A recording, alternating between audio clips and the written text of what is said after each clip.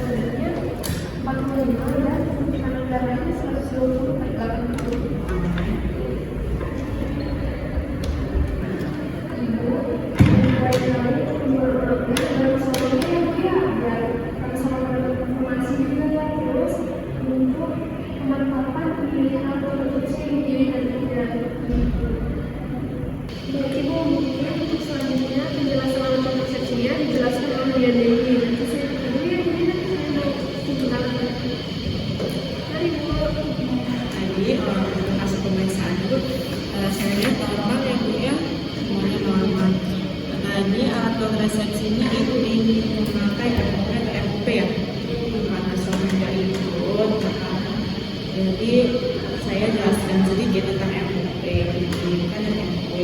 Tapi pada jurusannya harus kita belajar sama-sama informasi tadi dengan dikatakan berbeda itu. Jadi sebelumnya kita melihat tentang MOP. Bagaimana MOP ini Bu? MOP ini dilakukan di rumah sakit, dilakukan oleh dokter.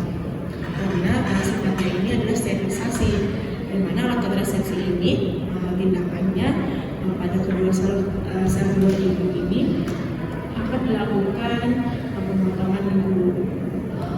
Karena metode ini juga bisa digunakan dalam jangka panjang. Ibu tadi jangka akhirnya yang terakhir berapa? 2 tahun. Tidak lagi ingin memiliki anak. Jadi sudah fix gitu ya, benar.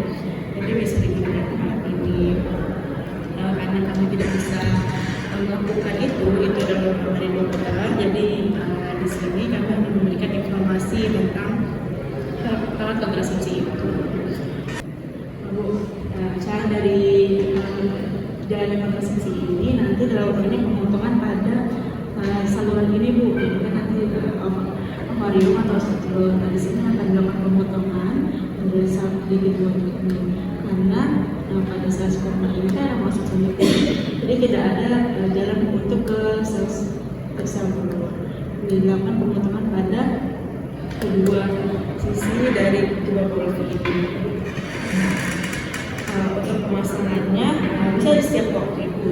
Direkomendasikan pada saat siklus menstruasi.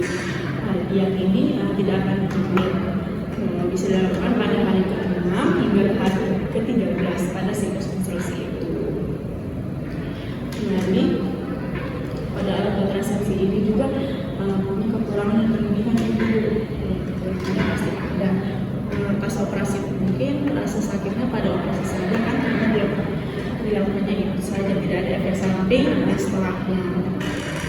Mungkin kadang-kadang menyebabkan komplikasi juga seperti pendarahan atau infeksi. Untuk perlindungan dari MOP ini, perlindungannya sangat total, bisa dikatakan seperti itu. Semua pada tindakan itu sudah dilakukan seperlindungan mungkin pada saat operasi dan sedangkan pada problem nanti ke depannya, pada psikologisnya yang berhubungan dengan perilaku seksual mungkin bertambah parah karena tindakan ini menyangkut pada sistem reproduksi pada ibunya.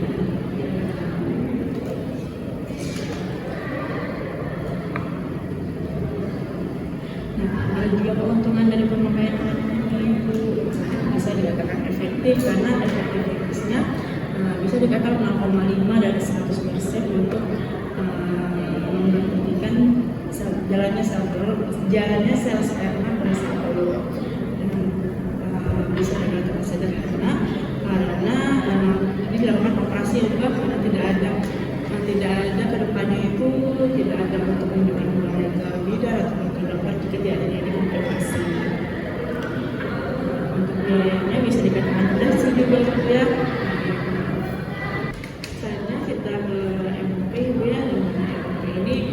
Ibu bersama suaminya, jadi bisa dilakukan berdua kan informasinya. Ini sterilisasi pada laki-laki Bu, caranya dengan memotong saluran hatinya. Kemudian kedua ujungnya diikat sehingga sel sperma ini tidak mengalir keluar ke jalur kencing seperti itu. Pada sterilisasi pada laki-laki ini termasuk operasi ringan Bu, tidak melakukan perawatan di rumah sakit, tidak pun mengganggu kehidupan sehari-hari pada seksualnya. Nafsu seksnya pun bisa berpotensi tetap dan waktu untuk melakukan hubungan seksual pun tetap terjadi ejakulasi seperti itu. Mungkin ada yang ingin ditanyakan? Di sini kami hanya memberikan informasi ya Bu ya, untuk ini di rumah sakit dilakukan oleh dokter langsung.